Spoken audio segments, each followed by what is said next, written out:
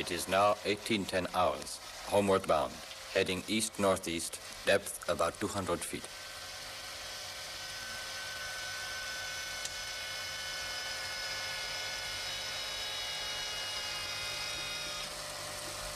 Just short of 200 feet on sonar.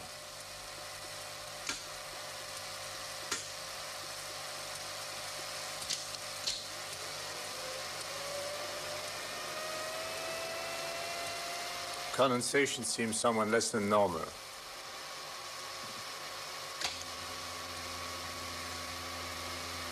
CO2 less than 0.5%.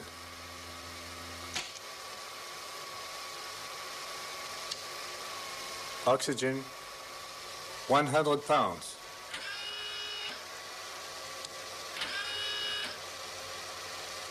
Well, okay, take her up now. Very well. Back to the hangar.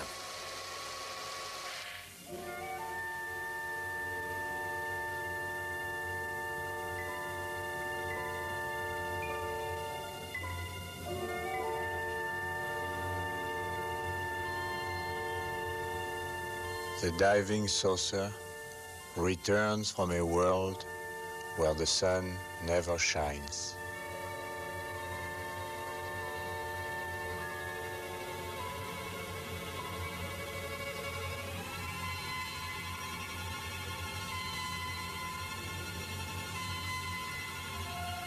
Our pocket submarine is shaped like a disc to avoid snags. Water jets that swivel take the place of propeller and rudder.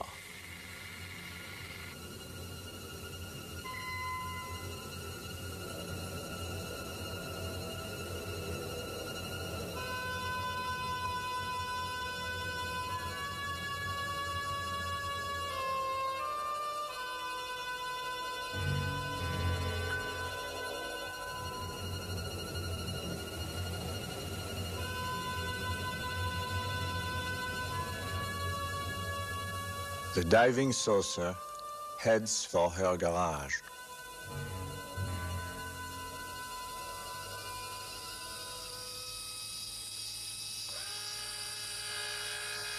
This is the first time an undersea boat has ever had an undersea base. There are no storms here. The hangar door is a placid pool. We have eliminated wind and waves that imperil the saucer on operations to and from the surface of the ocean.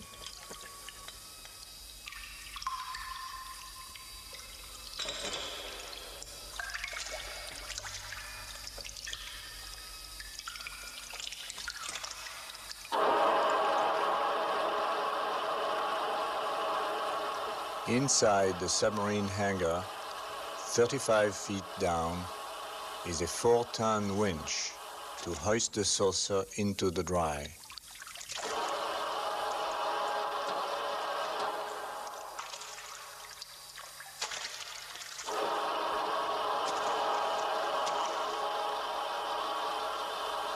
This steel shell holds down a big bubble of compressed air, like a cup turned upside down and pushed into a bowl of water.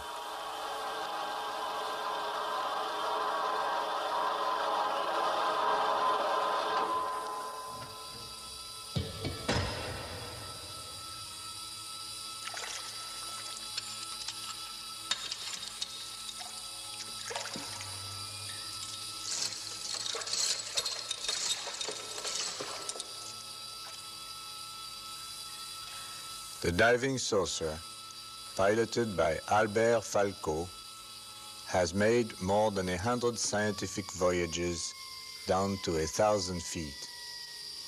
She gives 2 men up to 24 hours of oxygen and 4 hours of electric power. Most of her machinery is outside the hull, streamlined by plastic fenders. After each dive, technicians check the little boat. They recharge batteries, reload cameras, test the mercury ballast, refill oxygen bottles, and provide fresh soda lime to remove carbon dioxide from the air inside. But they are waiting dinner for us at headquarters. Let's get going before night falls.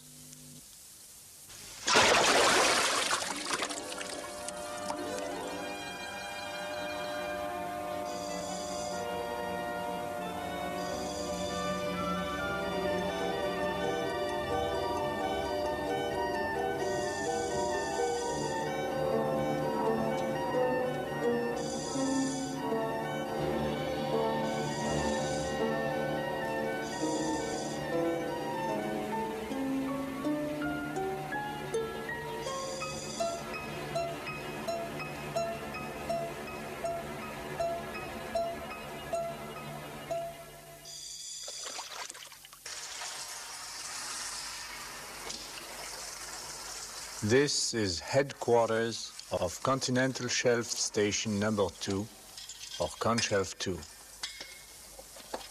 It is a cozy 5-room lodge, the big house of our village on the sea floor.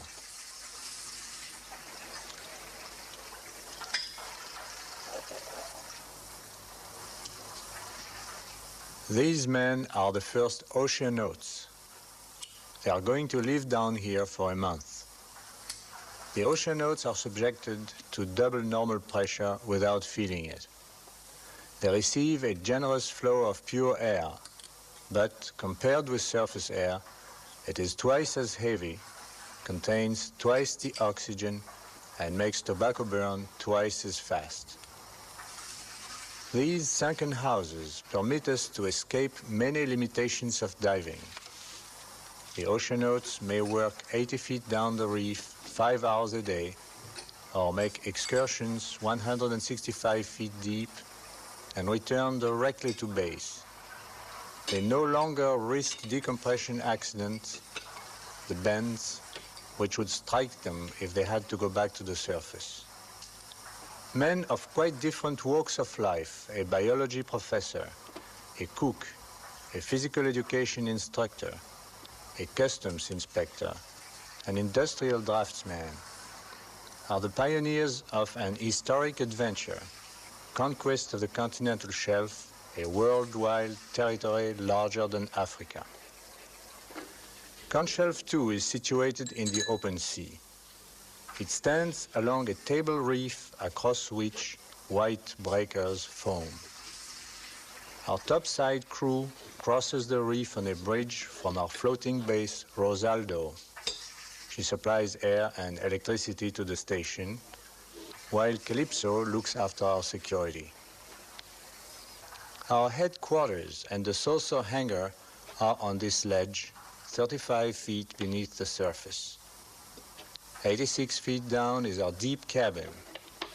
Still further down the reef, we placed anti-shark cages. The oceanauts living in the upper station can visit their friends 50 feet below, but those in the deep cabin must not come up for fear of fatal bends.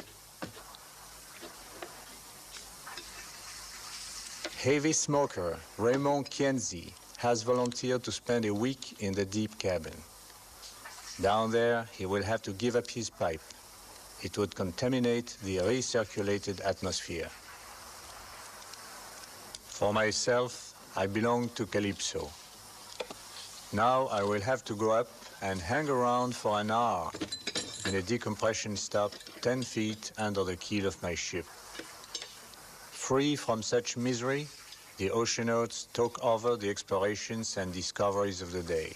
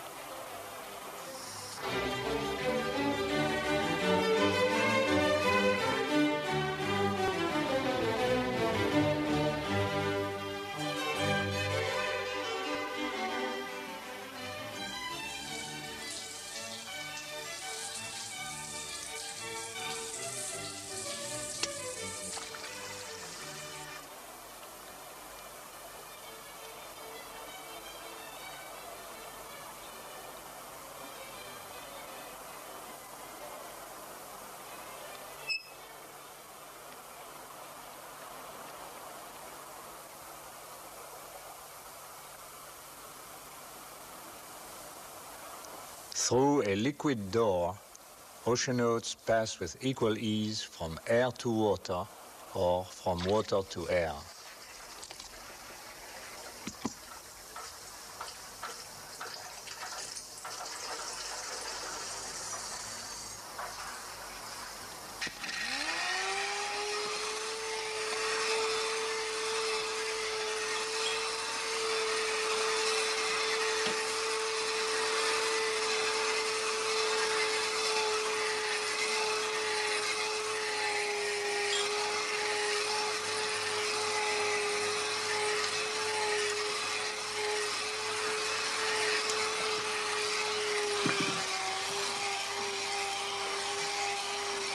In the morning, cook Pierrot Gilbert calls the surface to discuss his menu with Simon Cousteau. They try to do their best with the ship's provisions. Life 6 fathoms under the sea becomes almost uneventful. But this is a big day. 2 men in black masks are leaving to settle in the deep cabin for a week. Raymond Kienzi and André Portelatine are moving man's homestead further into the sea. If they succeed, it will become possible to systematically exploit the resources of the ocean. Professor Vessière escorts them to their new dwelling, ready to help in case of emergency. Pierrot, the cook, also volunteered to live in the deep cabin, but must be content to watch them depart.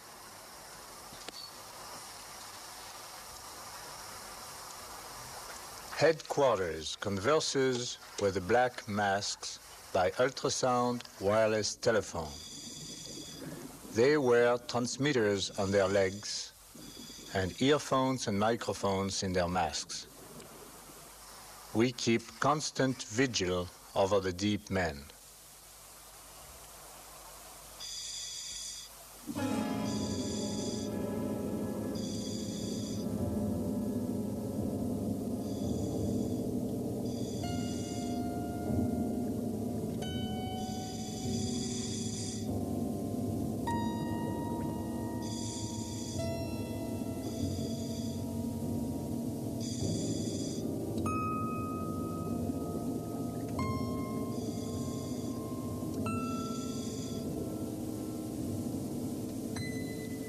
The deep cabin is filled with a mixture of helium, nitrogen, and oxygen at a pressure of 3.5 atmospheres. The lower deck is a wet room where the black masks store diving gear and take showers.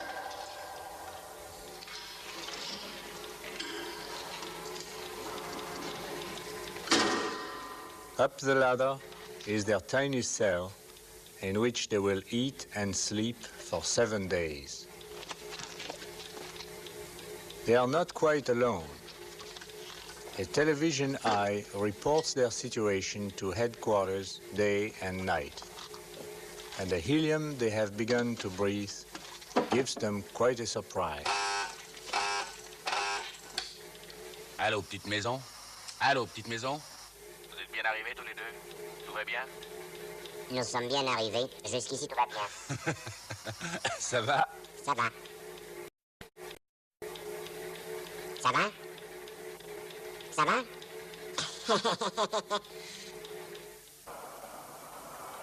It required 2 ships, 20 sailors, and 25 divers to establish Conshelf 2. Bundles of pipes and cables run from the support ship to the station. The buildings are held down by 200 tons of lead. The silver oceanauts are helped by calypso divers dressed in black to service the submerged hamlet. Seaweed grows so quickly on the buildings they must be scrubbed each morning. The bustle has scared away sharks, leaving only one villain, Jules, a 6-foot barracuda.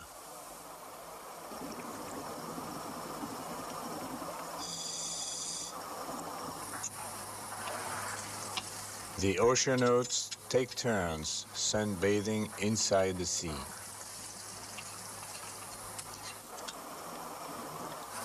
Each man needs 10 minutes a day of ultraviolet rays for his health. It also improves André's morale. Calypso divers are eager to make life pleasant for the oceanauts. Antonio Lopez offers his skill as a hair cutter. André subconsciously clings to terrestrial tastes.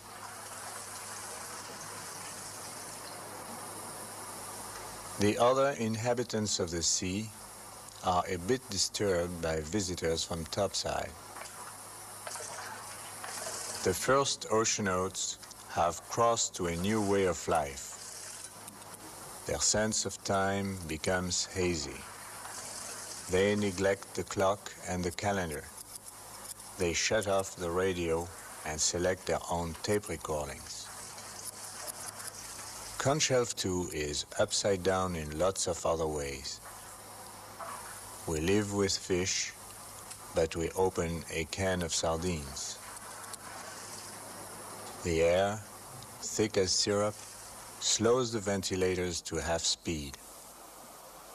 In the deep cabin, he-men sound like schoolgirls. Cuts and abrasions heal overnight. Beards almost stop growing. People like to stand on their heads. We can't remember whether we are outside the aquarium or inside.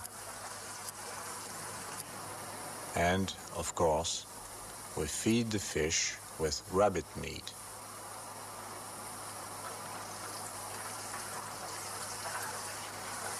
Every day, we send up 40 empty 4-bottle aqualungs to be refilled with compressed air. Calypso divers bring all our supplies down in pressure cookers.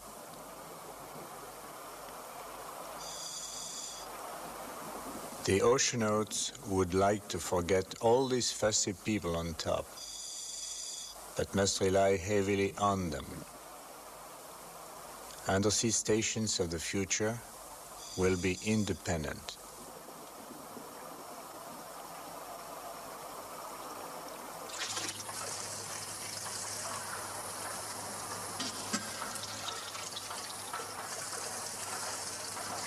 Calypso's doctor has balanced the diet of Conshelf 2. He finds that when men breathe double oxygen, there is a reduction in the number of red corpuscles in their blood. After a few days, the count becomes stabilized. It is just the opposite of what happens to mountaineers.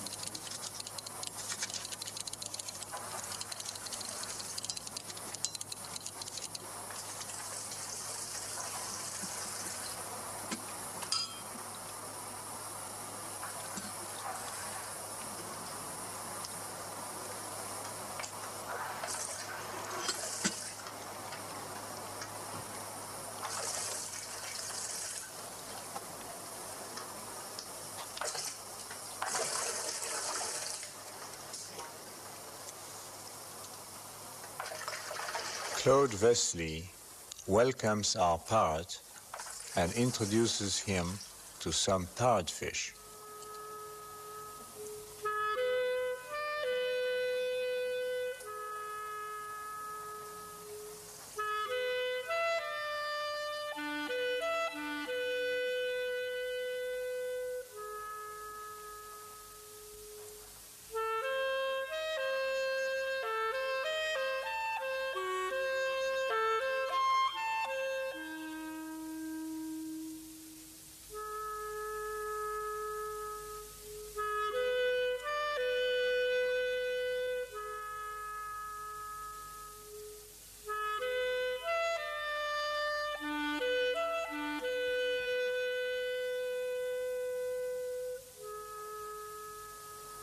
Birds are more sensitive than men to their environment. If this part can stand the pressure, it will encourage the man.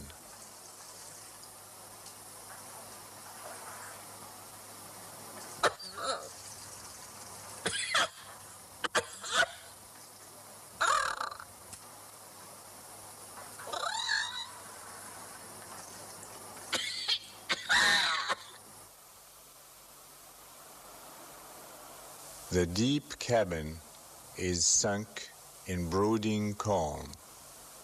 Sun and shadow have lost their meaning. Light comes from all directions. The men living down here breathe a gas mixture designed to reduce pressure effects on human beings. They themselves control the proportions of helium, oxygen, and nitrogen. Every other day, they use 110 pounds of chemicals to absorb carbon dioxide from their respiration. Calypso divers bring them fresh supplies and scatter the harmless waste in the sea.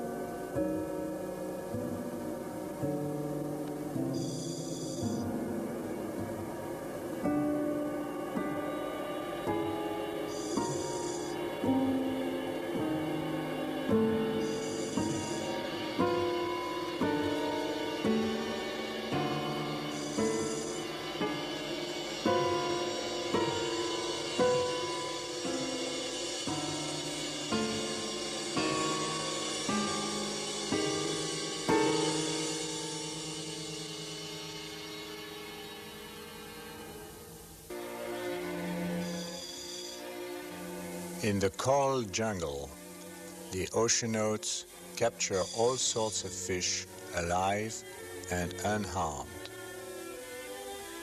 They use traditional gear, gill nets, landing nets and traps, and set them with a precision that a man would never achieve from a boat.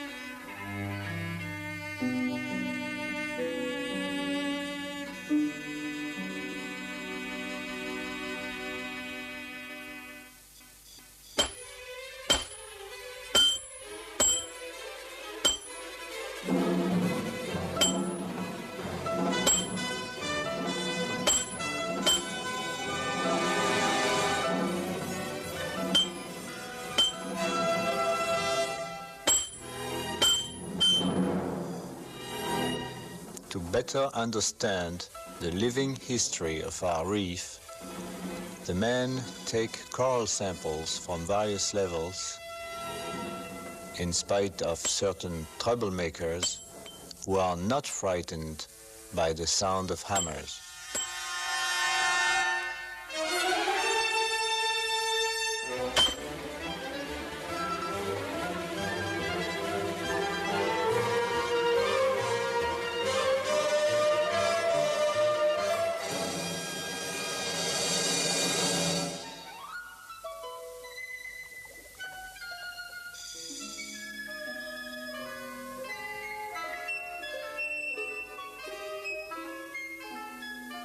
Divers check the net several times a day and remove captive fish before they drown.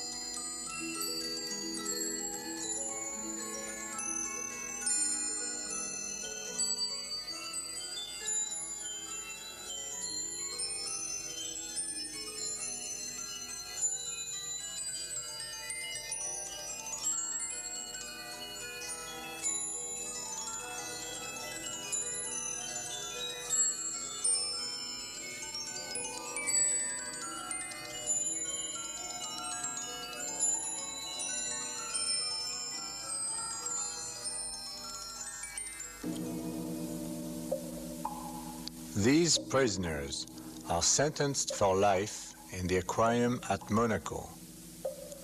Calypso divers will collect the bags and ship them there by plane. We did not foresee that big fish would regard this as a free lunch counter. Unable to comprehend what interferes with feeding, they go crazy with frustration.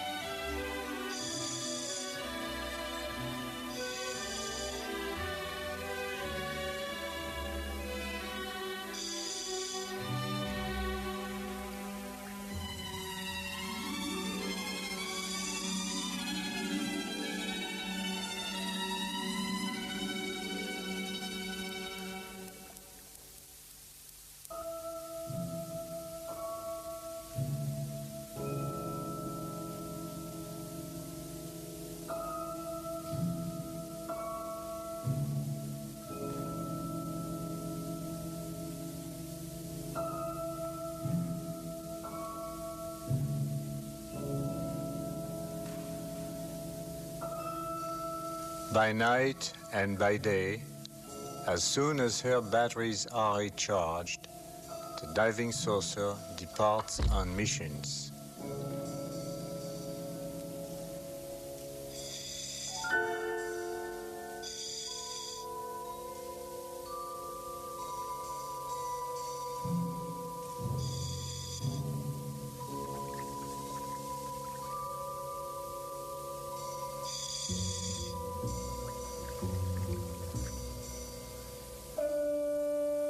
Before plunging into the unknown, the submarine glides across the station, which is lighted like an airport.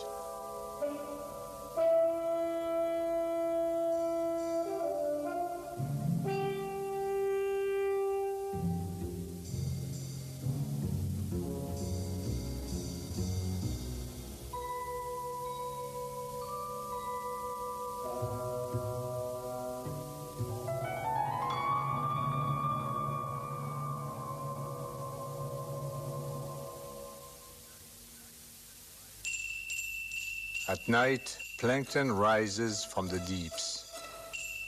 It sinks back at the first glimmer of light, as if scared of the sun. In harmony with the rhythm of days, these vertical migrations set in motion millions of tons of living matter. Oceanauts can study the tiny creatures of the plankton without removing them from the sea. A motorized diver hauls a plankton net through layers of minute beings.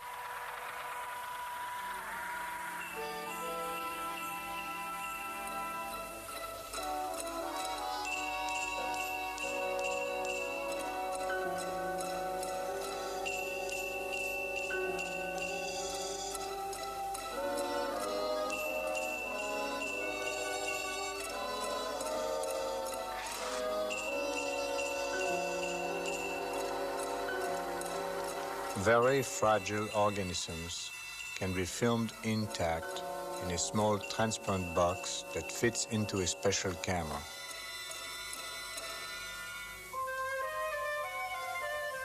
All forms of life evolved from the sea, and there we find the greatest variety of species. Some are nothing but organized water.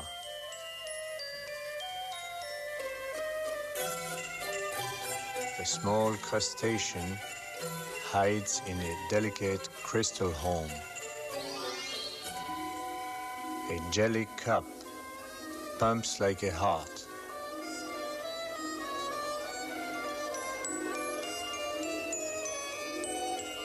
In the pulsing ocean, little barrels made of light, translucent insects, shivering globes, silver larvae feed, multiply, and die.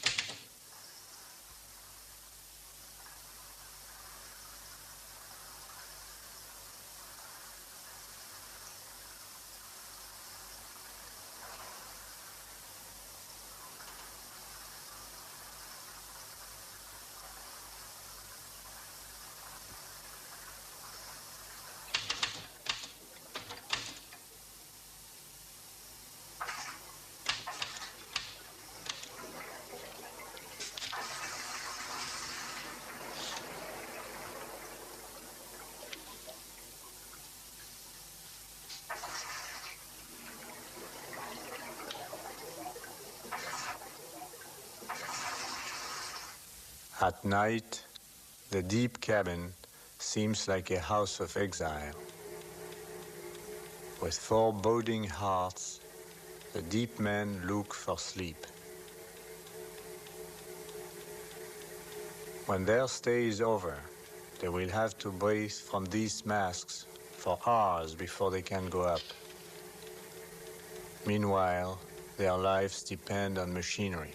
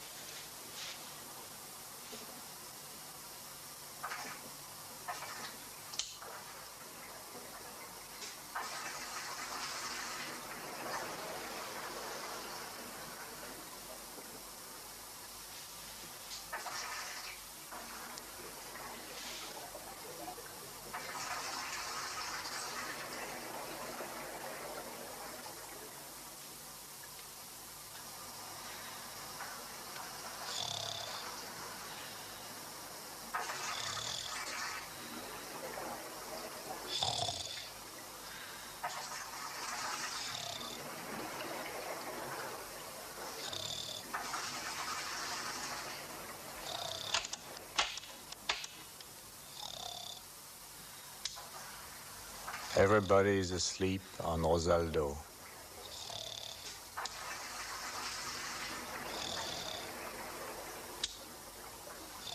The fish are in bed.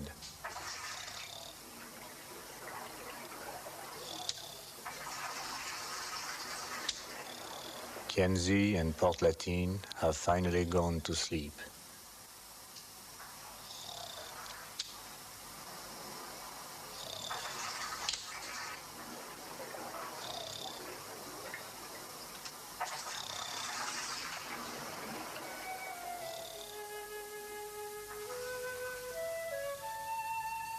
I have been diving now for 20 years. Yet, when I am alone in the sea at night, I am still afraid. It is in the night that you meet the strangest creatures. Their shapes, their colors, their movements are stolen from nightmares.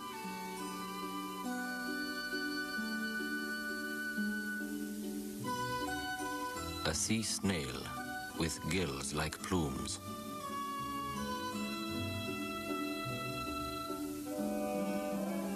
The sea devil flies with curling wings.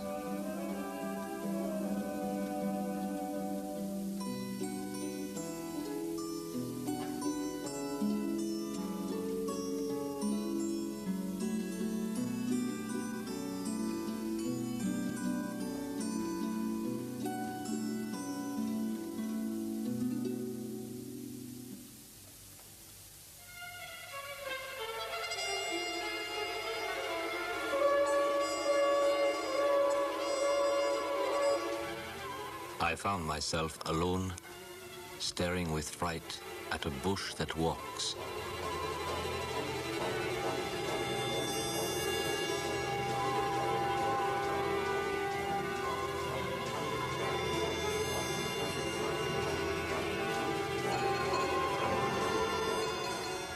This tangle of roots and branches is a single animal.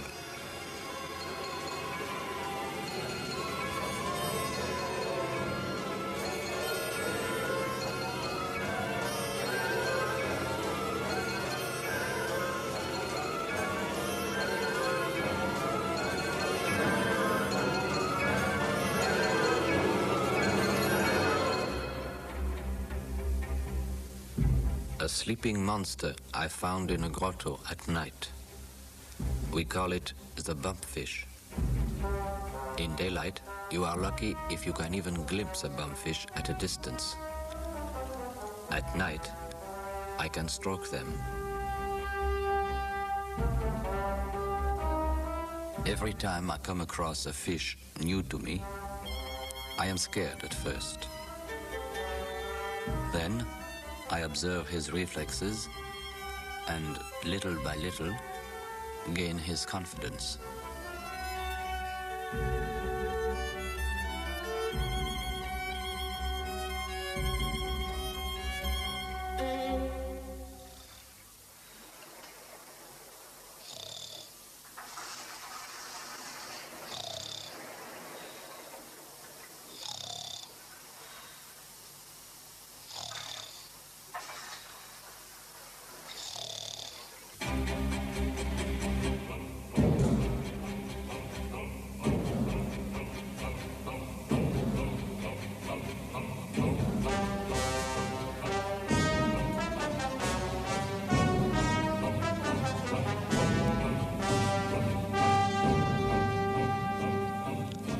At dawn, the bumpfish emerge from their caves and move off in a herd like bison. They live on coral. They butt their heads against it, break off a piece, and grind it with their jaws. A 90-pounder joins the migration to browse in stone pastures.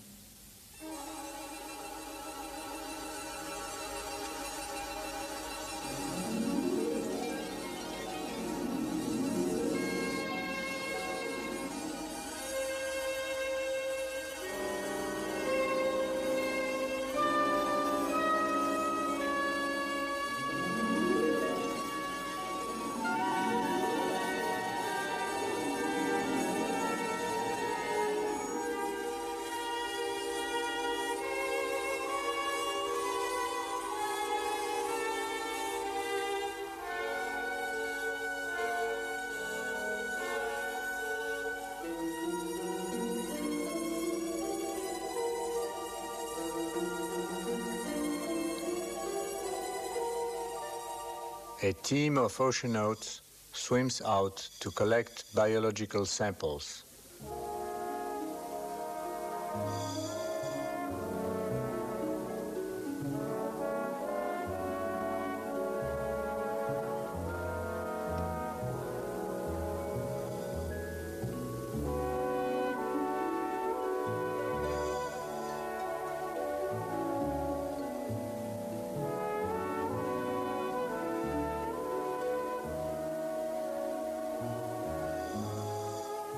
To a naturalist, the valley is like a catalogue of tropical sea life.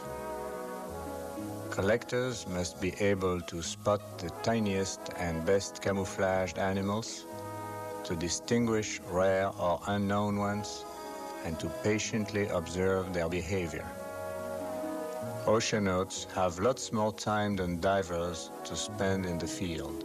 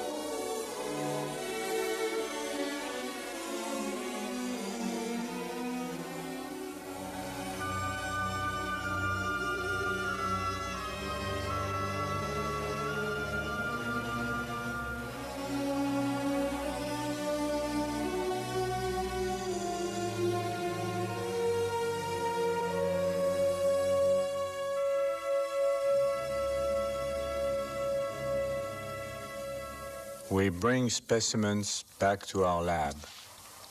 Professor Vessière files them away or exploits them immediately. This is the first time a marine biological laboratory is installed on the sea bottom. Here we can make experiments that are not possible on shore. For example, in microbiology, Up there, specimens die or are contaminated during transportation, while down here, we study them without delay. The laboratory in Conshelf 2 is the forerunner of a network of permanent undersea observatories in the world ocean. They will be open to investigators of all nations.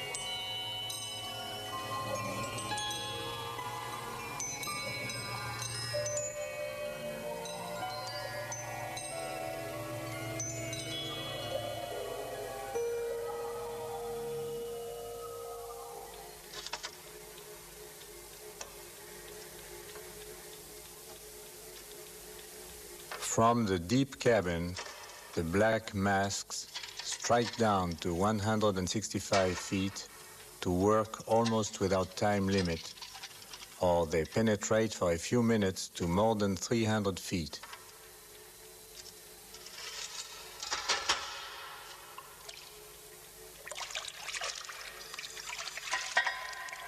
From their loneliness, these descents are a liberation.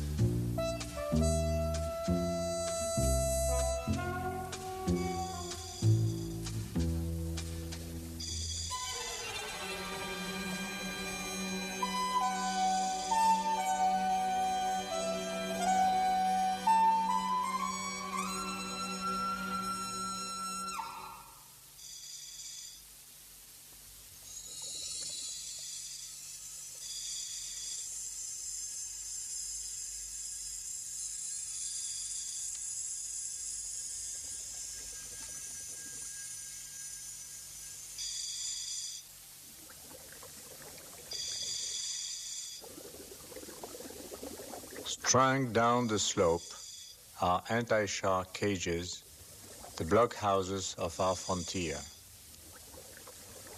They are connected to headquarters by alarm buzzers and blinker signals. The black masks go on an inspection tour to see that the cage alarms are working.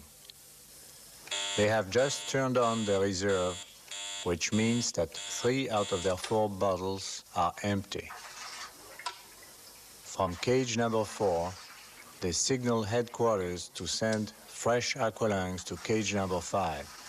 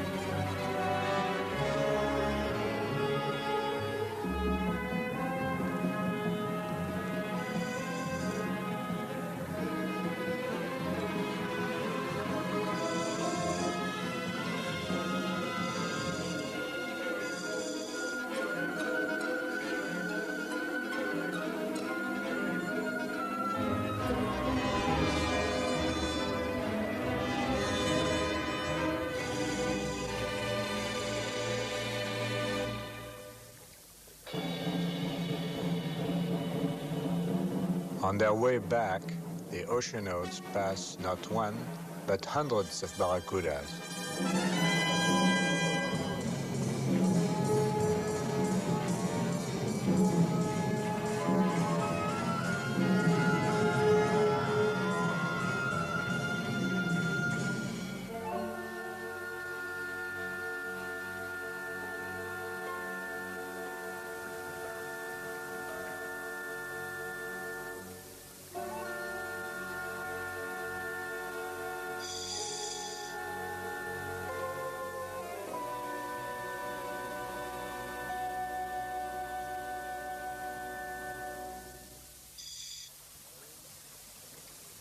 In higher territory, the oceanauts set up a TV camera which scouts for a remote-controlled movie camera.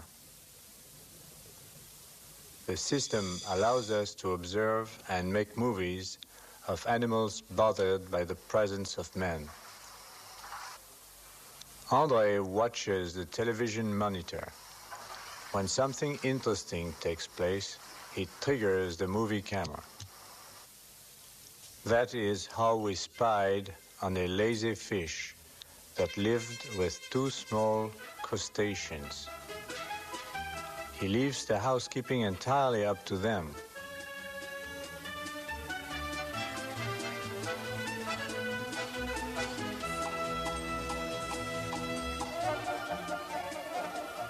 The little fellow thinks he's a bulldozer.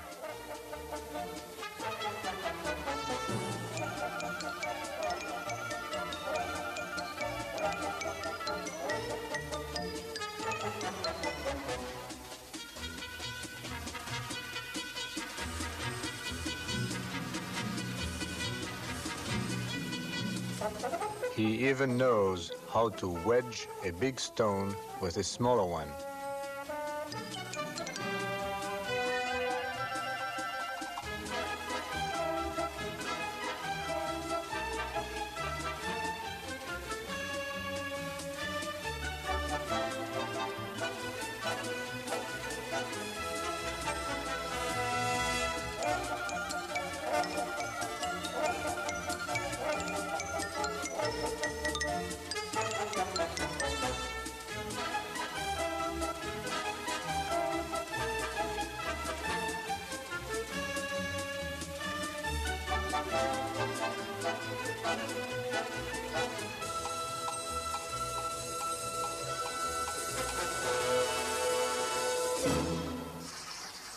Headquarters gets ready for the return of the men in the black masks after 7 days below.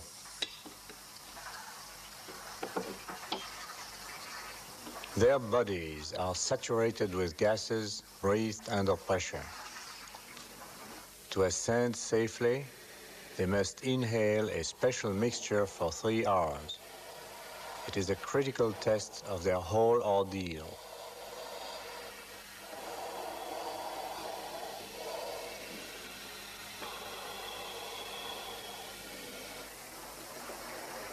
The monitor watches them closely until the last moment.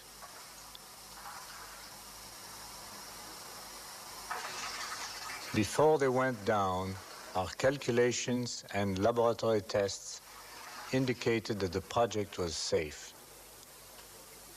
But now, for the first time, living men are trying the theory in the real sea.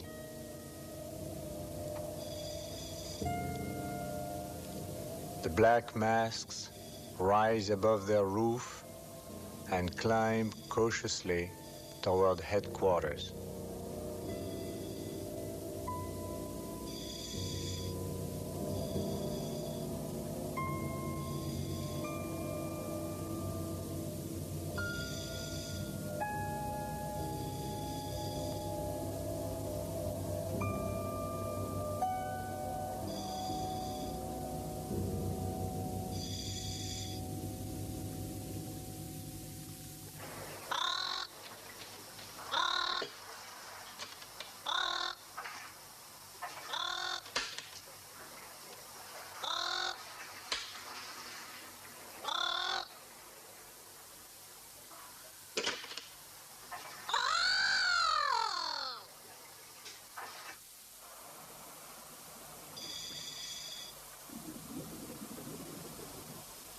The deep men have come back safe and sound.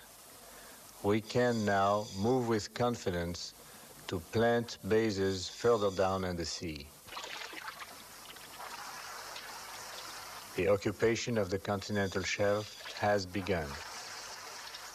Kensi and Portelatine have returned from the future.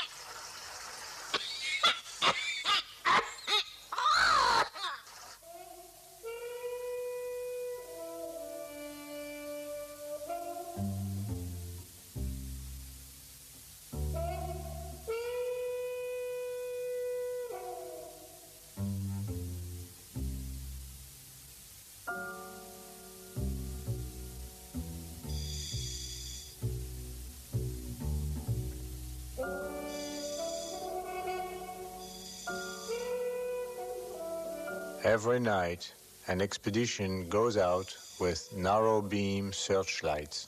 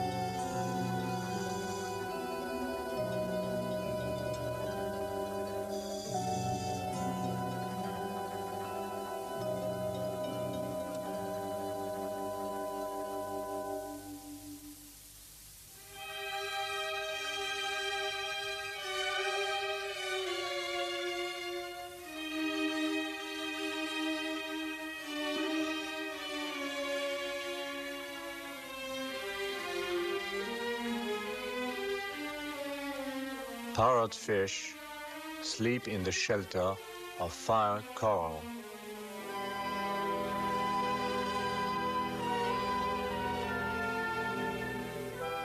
To avoid severe burns from the fire coral, we are covered from head to foot.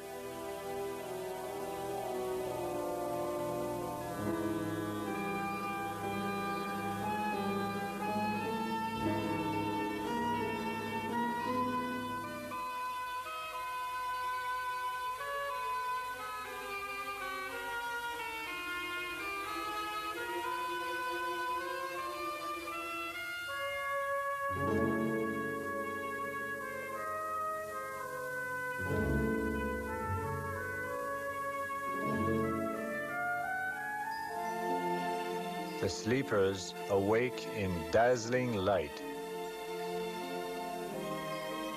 They are transfixed like rabbits blinded by the headlights of a car.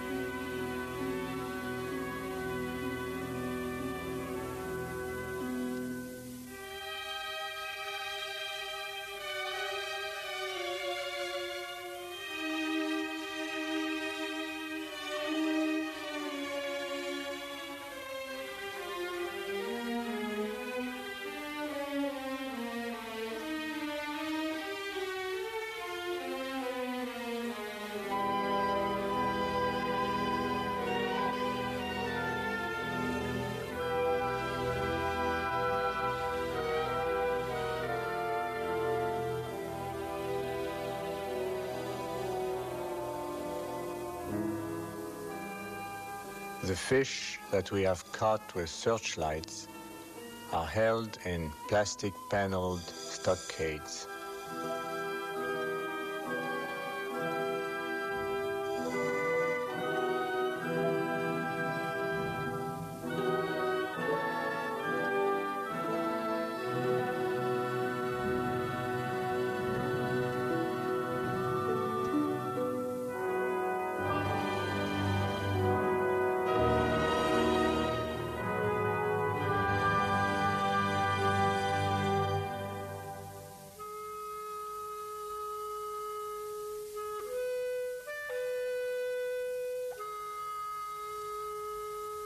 Starfish, despite their peaceful appearance, are carnivores, specially adapted to eat shellfish. Scallops have many eyes to look out for their dreaded enemy.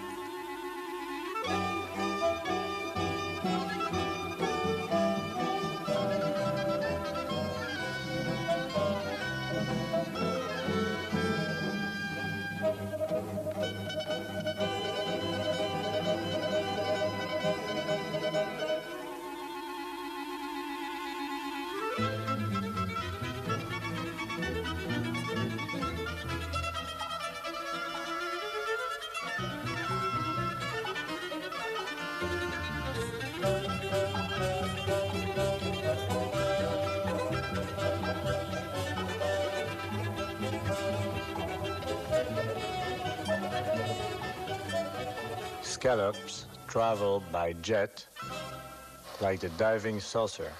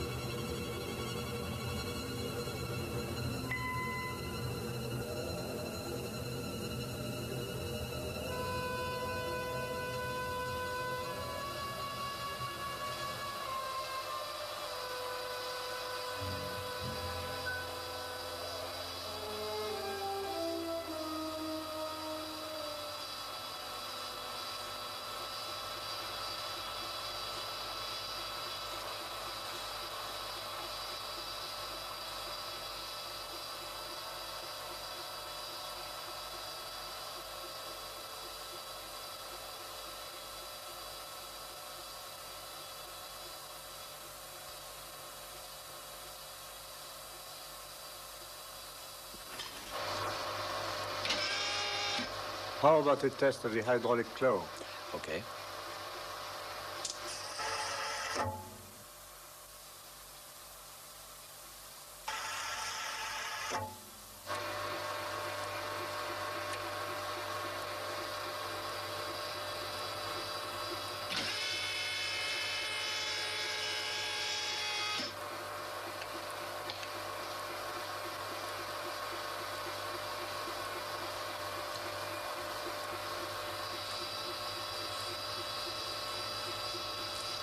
This afternoon, the 29th of June, 1730 hours. Dive 114, exploration of the northwest sector of station to depth of 1,000 feet.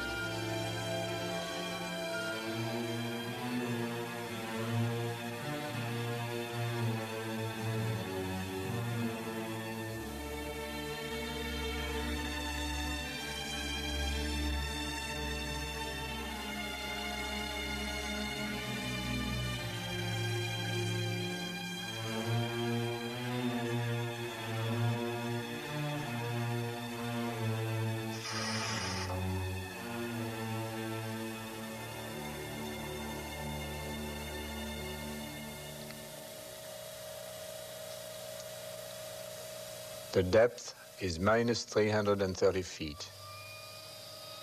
a jagged bed of dead coral sprinkled with white sand. There is not much life here.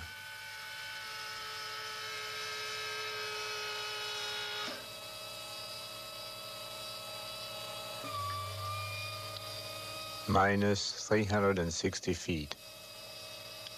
We're gliding over a sort of cracked sidewalk that hangs over a precipice. Let her sink along the cliff.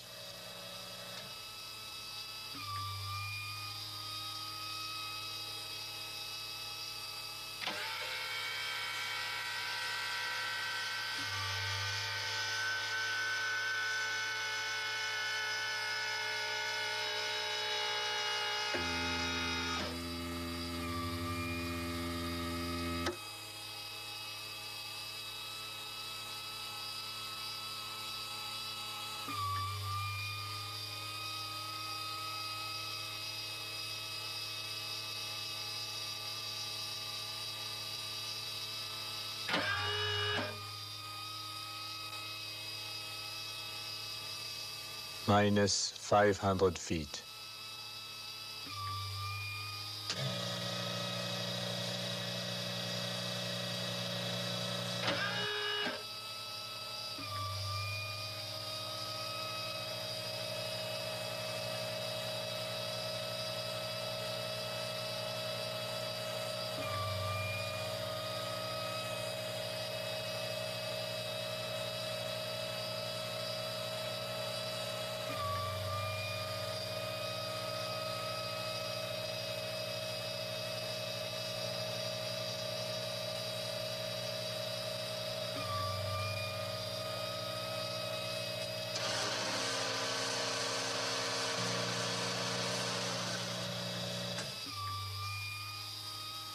Minus 650 feet.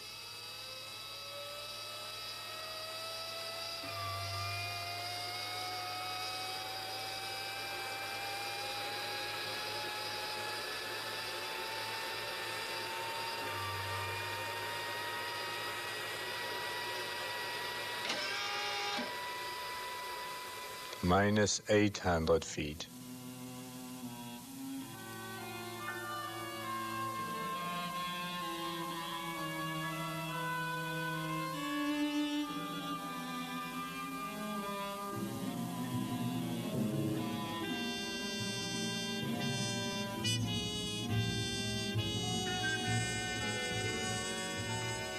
Big scarlet fish mark the end of the vertical desert.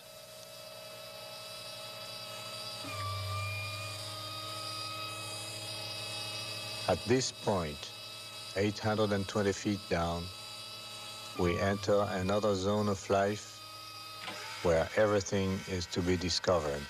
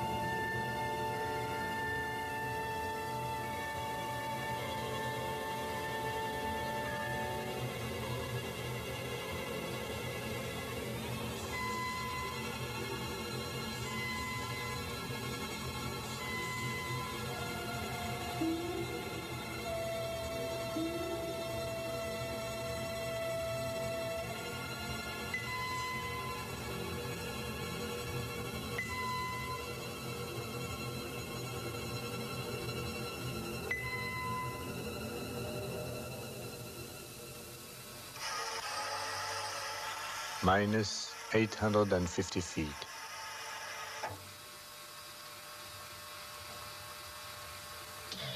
Every inch of rock here is encrusted with oyster shells. Fossil oysters at this depth prove that sea level has changed considerably over the ages.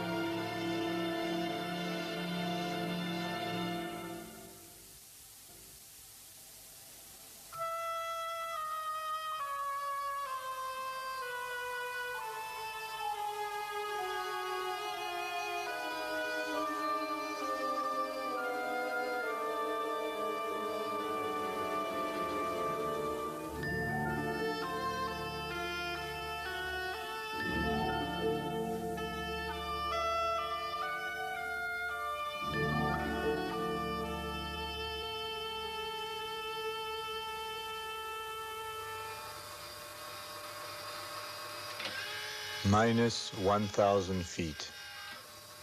We are flying over the Sahara.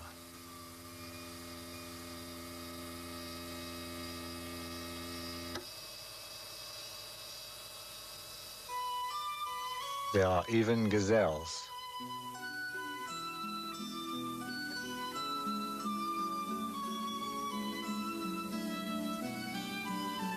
All that's missing is an oasis with palm trees.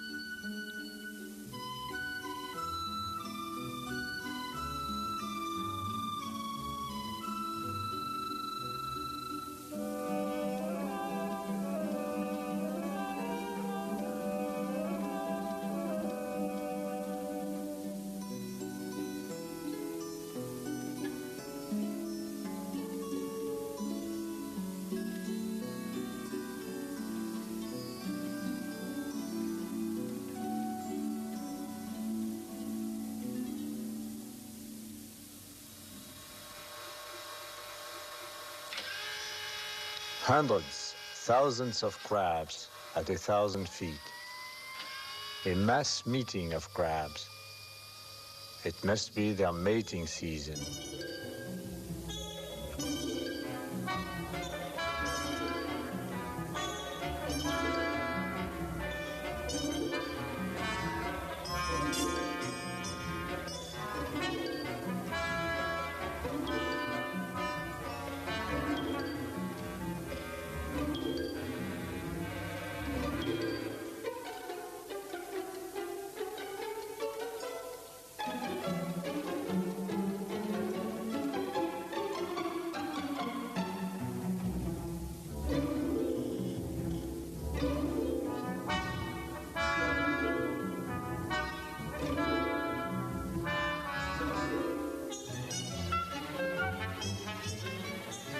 They cover the bottom for miles.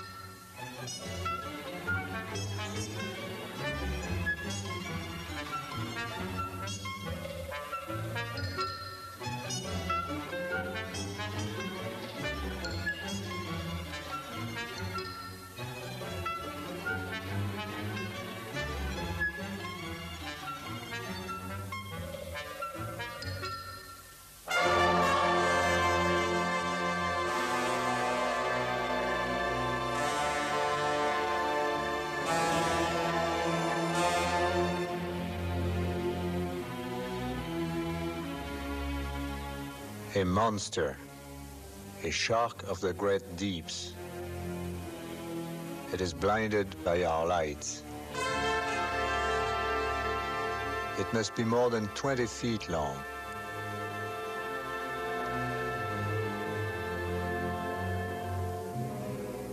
It probably weighs 3,000 pounds.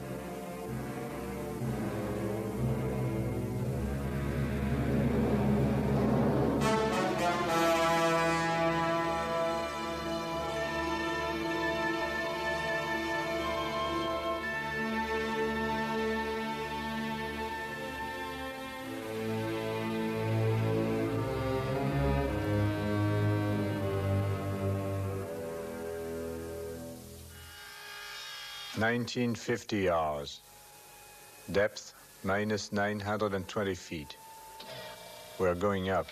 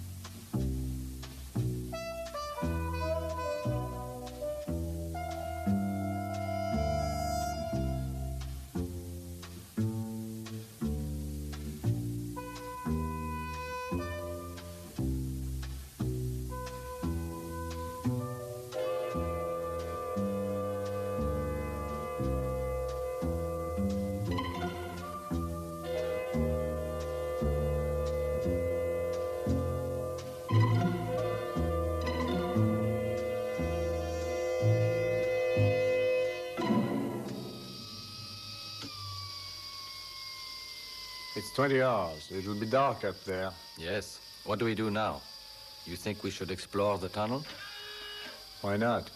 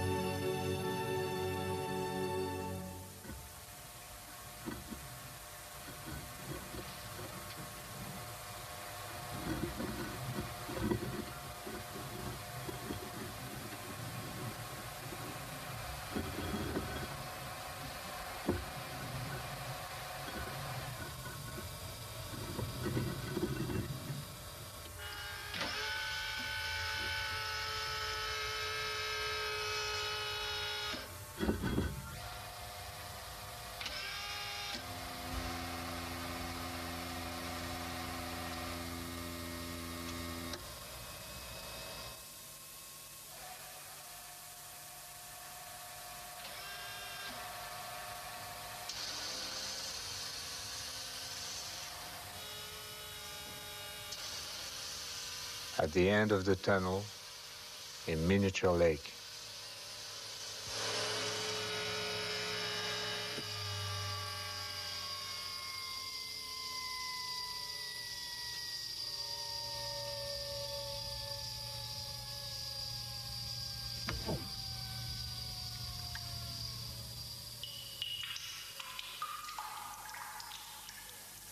A pocket of air and vapor.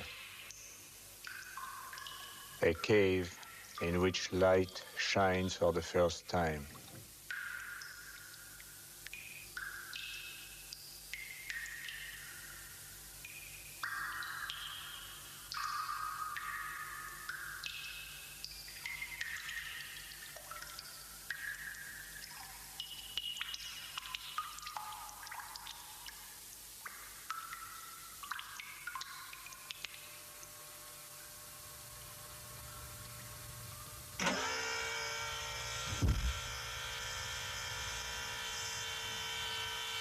We have lived in the bosom of the sea. The sea has indulged us, but we have taken only the first steps into our new space. Further adventures await oceanauts in the world without sun.